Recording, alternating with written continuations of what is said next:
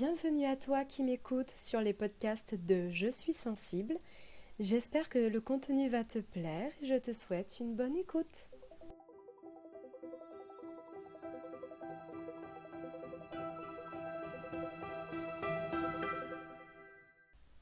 Hello mes papillons. Aujourd'hui, je fais la deuxième partie sur le podcast sur la fibromyalgie. Et j'ai surtout envie de vous expliquer en fait ce que je mets en place au quotidien pour justement arriver à supporter toutes ces douleurs et à essayer de garder le moral et tout ça. Alors déjà pour commencer, il faut savoir qu'au niveau des traitements, pendant 2 mois, j'ai été sous tramadol. Donc c'est un dérivé de la morphine. Tramadol qui m'a fait effet 3 semaines. Et ensuite, ça ne faisait plus effet. Donc le médecin m'a passé sous l'amaline. L'amaline qui est un médicament à base d'opium et de caféine. Et là, actuellement, je suis en train de l'arrêter pour passer à des anti-inflammatoires. Puisque une prise de sang a révélé qu'au final, j'étais en crise inflammatoire. Donc pour le moment, on va traiter cette crise inflammatoire. Puisque le lamaline ne me fait plus effet depuis 2 mois. Le lamaline, je le prends depuis tout début janvier. Et depuis mi-février, en fait, ouais, ça fait 1 mois et demi.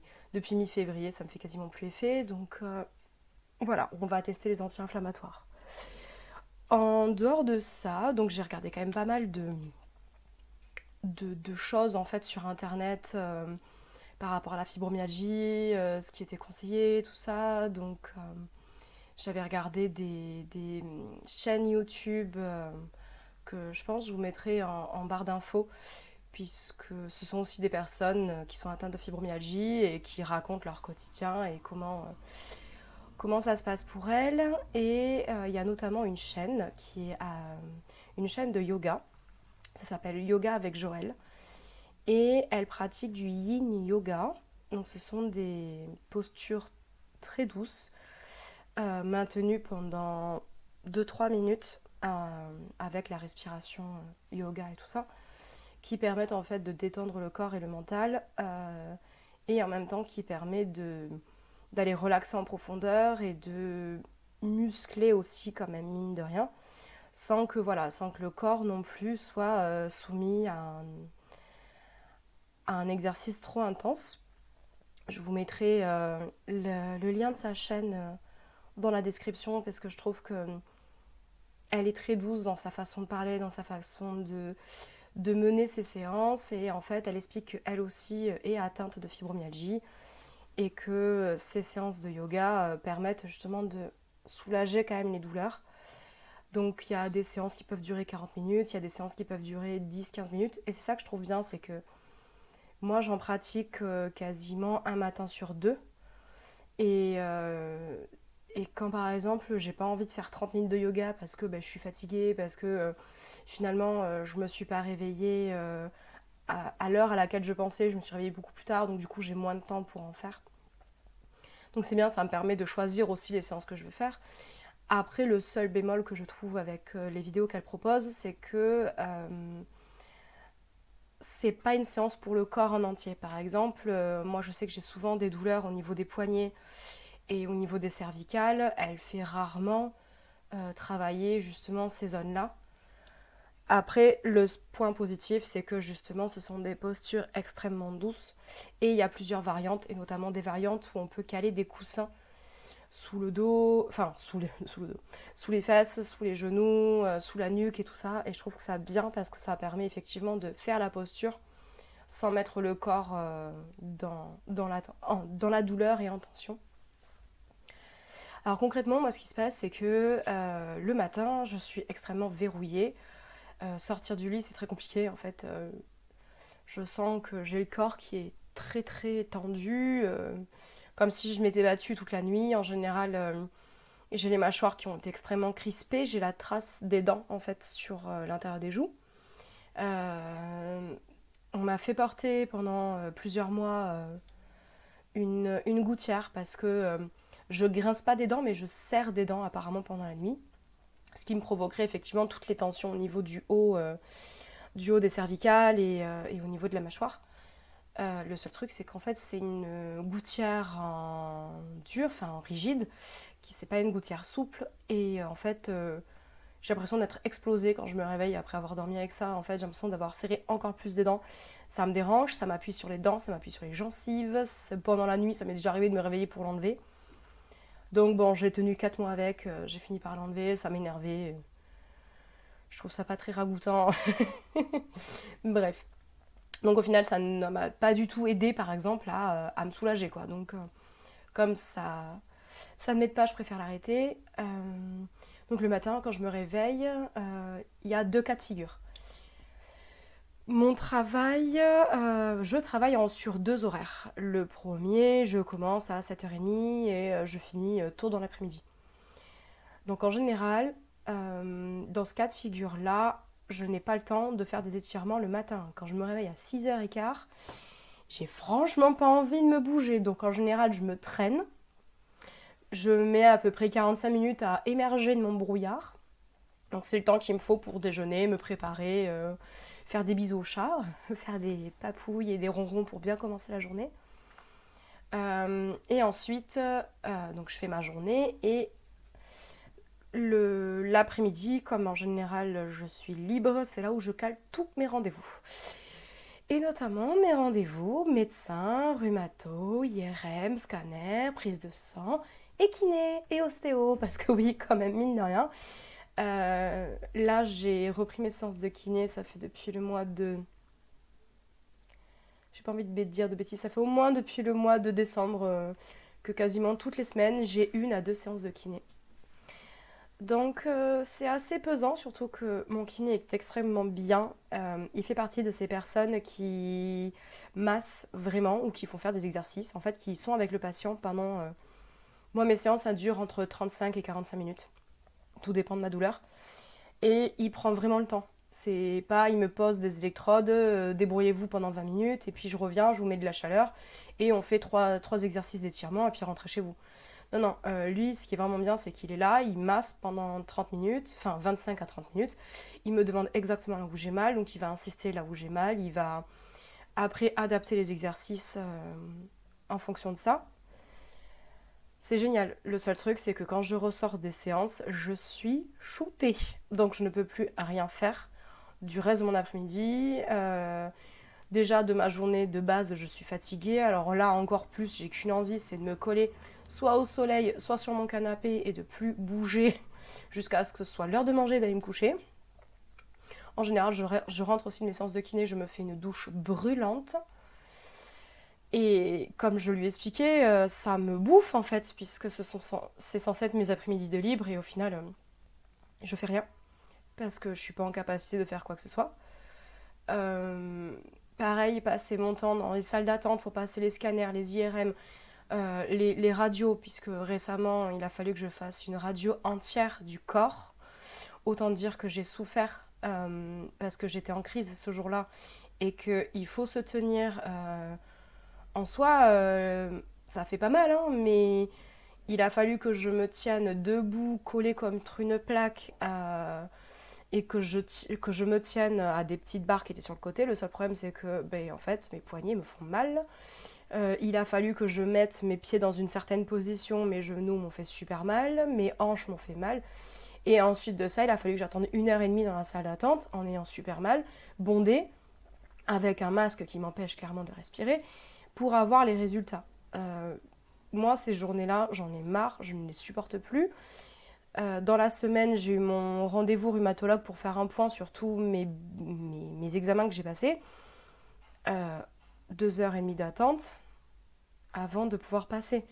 Parce que c'est quelqu'un qui est extrêmement reconnu dans la fibromyalgie, il est très demandé, mais c'est aussi un rhumatologue qui est extrêmement bien, en fait, bienveillant envers ses patients, parce que lui, clairement, il prend le temps. Il a pris une demi-heure avec chaque patient, et notamment, il a pris une demi-heure avec moi pour répondre à toutes mes inquiétudes, à toutes mes questions, lui dire, écoutez, ben, mon ras-le-bol général, puisque aucun médicament ne fait effet sur ma maladie. Et voilà, en fait, c'est ça qui est bien, c'est de s'entourer de personnes qui sont là pour écouter, pour écouter la douleur, pour venir travailler dessus et l'apaiser. Donc ça fait partie de ce que je mets en place pour soulager les douleurs. L'autre cas de figure, c'est quand je suis de soir, donc c'est-à-dire que je commence à 11h30 et je finis par contre vers 19h. Là, pour le coup, j'ai toute ma matinée de libre. Donc ce qui est super intéressant, c'est que pour le coup, en général, 9h30, je suis réveillée. Entre 8h30 et 9h30, je suis réveillée. Donc j'ai largement le temps. Et c'est là que je fais mes séances. Soit une grosse séance d'étirement, où ce sont je mélange des postures de yoga et en même temps du renforcement musculaire avec la planche et parfois des squats ou des choses comme ça, pour justement aider un peu à muscler le dos et à remuscler un peu les jambes, parce que c'est tout ça qui tient la structure du corps. Et si par exemple, je sais que cette séance-là, elle me dure à peu près entre 25 et 30 minutes. Tout dépend si j'enchaîne rapidement les postures, parce que j'ai envie de vite terminer ou parce que justement j'ai enlevé des postures qui me font mal. Donc ça c'est bien, c'est vraiment des postures que j'ai trouvées, qui je sais me font du bien, m'étirent en profondeur et me permettent de me déverrouiller beaucoup plus rapidement. Ou alors je fais des séances de yin yoga, puisque du coup le yoga en lui-même, beaucoup de postures ne me conviennent plus, parce qu'il y a beaucoup de postures basées sur les mains ou sur les genoux, et moi je ne peux pas tenir, pas très longtemps. Tout ce qui va être posture du guerrier et tout ça, je les adore. Le seul problème, c'est que en fait, ça me fait beaucoup trop mal. Tout ce qui va être triangle, enfin voilà, il y a beaucoup de postures que je peux plus supporter. Alors qu'avec le yin yoga, justement, comme c'est très doux, comme il y a des variants avec des coussins et tout ça, ça me relaxe beaucoup plus. J'ai le mental aussi qui se pose. Parce qu'un des problèmes que c'est que j'ai un mental très actif. Et ça, je vous l'ai déjà expliqué, hein, notamment avec la petite Josiane. J'ai tout le temps le cerveau qui est en mouvement et qui pense et qui rabâche et qui culpabilise énormément sur beaucoup de choses et qui râle. Donc voilà. Et une autre des techniques justement que j'ai lues dans le livre Fibromyalgie, le grand livre de Marie Borel, dont j'ai parlé déjà dans la première partie du podcast, elle propose des exercices justement de respiration. Et c'est vrai que je me suis rendu compte que je respire pas correctement. Je fais en gros des demi-inspirations en fait. Alors qu'au final, il faut aussi arriver à débloquer le diaphragme, parce qu'en étant très contractée comme je suis, j'ai le diaphragme qui se bloque et du coup ça crée encore plus de tension et du coup mes poumons ne se remplissent pas correctement et mon corps ne se détoxifie pas en fait correctement. Et c'est là-dessus aussi que je viens beaucoup travailler avec ma naturopathe, c'est détoxifier le corps, puisque la maladie peut être aussi induite par trop de toxines accumulées partout dans les organes, dans les tissus musculaires, etc. D'où le fait aussi que j'ai souvent des crises inflammatoires au niveau des intestins, parce qu'en fait, mon intestin, mon estomac et tout ça ne jouent pas entièrement leur rôle de détoxifiant du corps, le foie aussi. Donc, par les exercices de respiration, par les exercices aussi d'inhalation au-dessus d'un bol d'eau chaude avec des huiles essentielles, ça permet de relaxer, le corps se détend. Je peux un peu plus travailler sur des postures de yoga aussi qui vont venir détoxifier genre le foie, les reins et tout ça. Des postures de torsion notamment. Et avec mon alimentation. Comme je vous l'ai déjà expliqué, déjà je suis passée à une alimentation végétarienne. Et là, avec ma naturopathe, je suis passée à une alimentation où je réduis considérablement, ça y est, je n'arrive plus à parler. Je réduis considérablement le lactose, je réduis le gluten, donc j'ai trouvé des alternatives. Je ne le supprime pas. Pourquoi ? Parce que supprimer un aliment de son alimentation, ça veut dire que l'intestin va arrêter de produire les enzymes et les petites bactéries qui permettent en fait de digérer cet aliment-là. Et ça veut dire que si par exemple pendant 3 mois j'arrête le lactose et que du jour au lendemain je me décide à en reprendre, là je vais devenir intolérante. Et en fait, c'est moi qui me serais créé cette maladie, alors qu'au final, mon corps jusqu'à présent le supporte. C'est juste qu'il faut que je réduise parce qu'effectivement, j'en mangeais en trop grande quantité, clairement. J'adore le fromage, j'adore le pain et j'avoue que j'en bouffe 2 à 3 fois dans la journée. Donc c'est pas non plus super adapté. Donc voilà. Là-dessus aussi, je reminéralise mon corps avec ce que ma naturopathe appelle du plasma marin. C'est génial. Moi, j'adore au niveau du goût. Je sais pas ce que ça fait, mais j'ai l'impression effectivement de retrouver un peu plus de légèreté, un peu plus d'énergie dans mon corps. Et j'adore. Donc ça, c'est à base de cure. Faut pas le prendre tout le temps. Je fais aussi des cures de détox, notamment à base de radis noir, à base d'artichaut, à base de desmodium, à base de...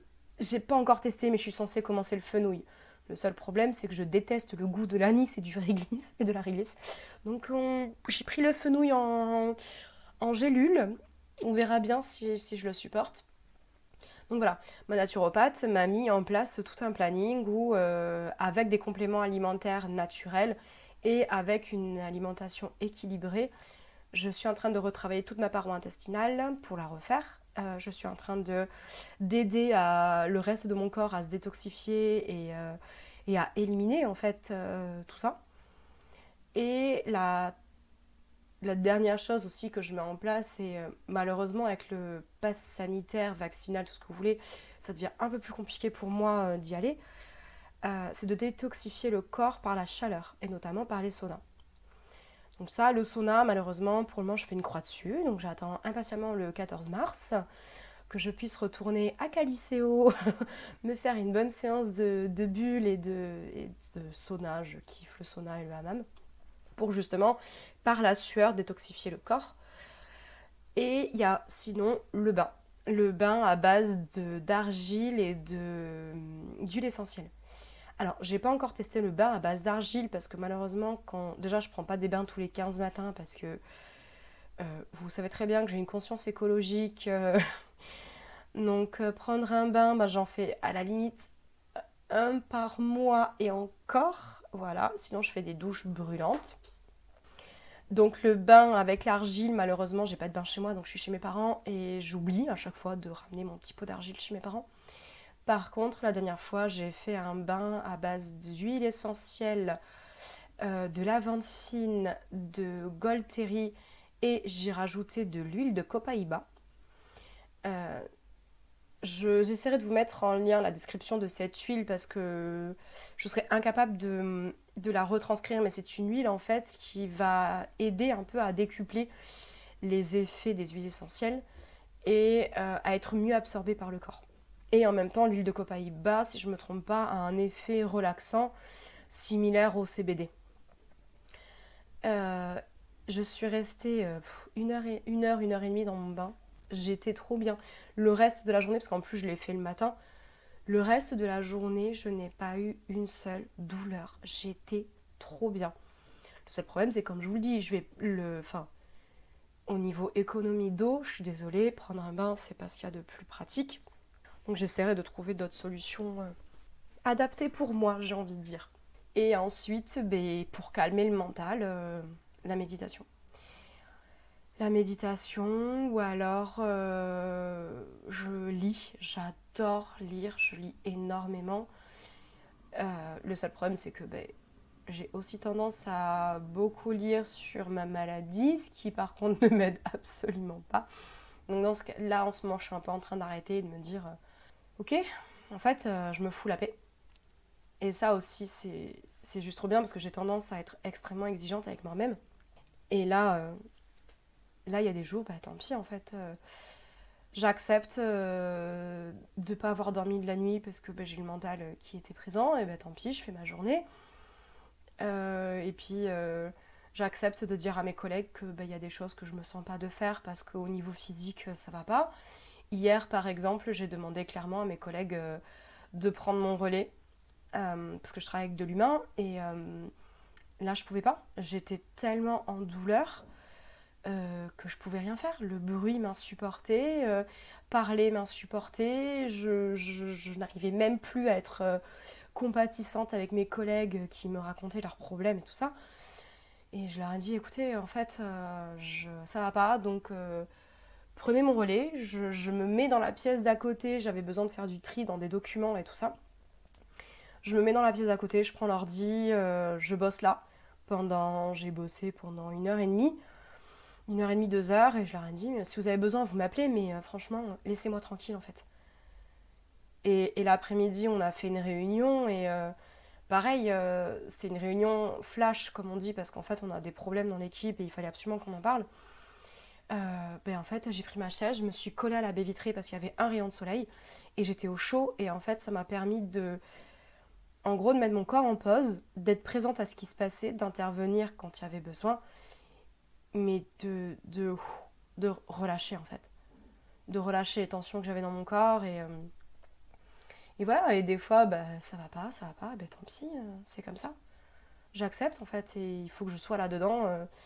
C'est encore très compliqué. Et voilà, donc petit à petit, je mets mes petits rituels en place et je commence à reprendre bien soin de mon corps, à le chouchouter. Et puis, je connais une super masseuse. Donc, je sais que voilà, il y a des fois où je vais me faire plaisir. Je vais lui demander de venir me masser, surtout que elle est au courant de ma maladie et tout ça. Et elle masse avec des huiles essentielles et elle prend vraiment le temps de faire le corps en entier et d'écouter justement comme mon kiné quand j'ai mal. Et ça, c'est juste génial de pouvoir se dire je peux me chouchouter. C'est trop bien. Je pense que j'ai parlé vite, j'ai peut-être pas été en détail dans réellement tout ce que je fais. J'arrive pas vraiment à me rendre compte puisque moi je le vis au quotidien. Donc ça me paraît fluide ce que je viens de dire, mais c'est peut-être pas le cas. Donc n'hésitez pas à me poser des questions en commentaire. Si voilà, vous aimeriez en savoir un peu plus sur ma routine. Et j'aimerais bien aussi que vous me parliez de la vôtre. Même si vous n'avez pas forcément de maladie, est-ce que vous, le matin, justement, vous vous accordez du temps pour vous, pour vous faire des étirements, pour faire une petite séance de méditation, de relaxation, ou pour travailler, je sais pas, sur votre respiration, faire des exercices de sport. J'aimerais vraiment qu'on en parle et n'hésitez pas, vraiment pas à me laisser des commentaires, j'aime bien parler. Vous l'avez remarqué. Merci de m'avoir écouté et je vous souhaite une bonne journée.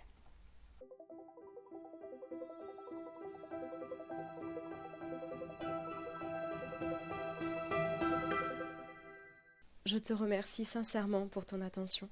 Tiens, dis-moi en commentaire, est-ce que ce podcast t'a plu ou t'a pas plu? Abonne-toi aussi à ma chaîne et n'hésite pas à la partager autour de toi.